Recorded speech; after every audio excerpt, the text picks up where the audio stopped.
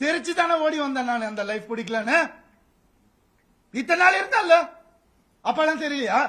நான் அப்பெல்லாம் பார்த்துக்கல. எவ்வளவு கோடியில வீடு என்ன கேளுங்க போய் வெளியில. ஈஸியாரே சொல்லும். யாருக்காக? எல்லாம் அவங்களுக்காக தான் நான் பண்ண. இருக்கும் போது பாத்துக்க முடியலன்னா இல்லாதப்ப மூடிட்டு இருக்கணும். ஒரு குழு அமைச்சு இவங்களை இப்படி காசு கொடுத்து இவங்களா அப்படி எனக்கு தெரியாத அதெல்லாம் பண்றதுக்கு பிறந்து வளர்ந்தவன் சொல்லி கொடுத்ததே நான் தான். ஏன் தெரியுமா நான் திரும்பி வந்தேன்? 6 மாசம் நான் காணாம போயிருந்தேன். வேணாங்க, வேணாம், தேங்க்யூ. இது ஃபெமினிசம்.